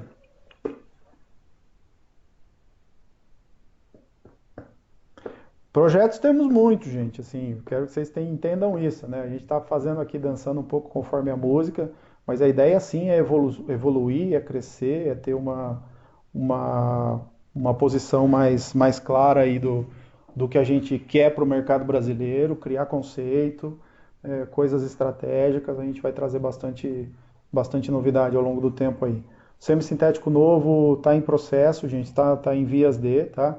Temos uma relação aí com a ANP, tem a volta do trabalho deles para poder sair as formulações e aprovações, mas a gente continua com o projeto, não saiu nada ainda. Teremos novidades, bastante novidade em breve. Um pouco por vez. Vai ter uma formação só para as novidades, hein? Sim, faremos uma só com lançamentos assim que tivermos a luz aí mais clara. E não só ele, mas outros mercados que vocês já nos pedem também. Vamos dar uma olhada no mercado agrícola com um pouquinho mais de força. A parte de transmissão também para o mercado pesado, com uma variedade um pouco mais completa. Tem coisas para vir por aí, gente.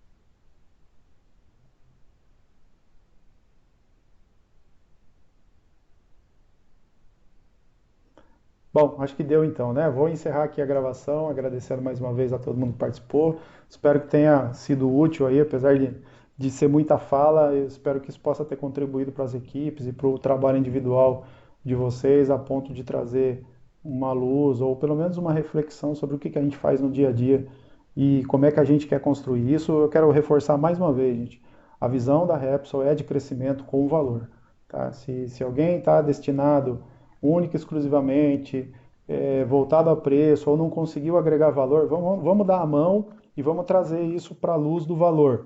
Vamos ter produto onde a gente quer entrar com um processo de preço, isso faz parte do nosso jogo, a gente tem pelo menos as 3 principais linhas de produto aí que são sensíveis a isso, a gente tem 2 opções, sempre optando por uma de qualidade e uma de nível um pouco mais simplificado. Mas se o projeto tiver calcado só no nível simplificado, sem agregar valor, gente, é o que eu falei, vem outro e toma o teu lugar muito fácil no mercado. Então, temos que equilibrar como a gente mostra valor para o mercado e temos que atender também as ofertas que são do cotidiano e por isso essa estratégia de muitas vezes ter duas linhas, tá? Mas foquem nisso, gente. A nossa visão é crescer com valor. A gente precisa estar no mundo de negócio para ganhar dinheiro, não para trocar moeda. Beleza? Feito então. Bom fim de semana para todo mundo aí e nos falamos em breve. Até!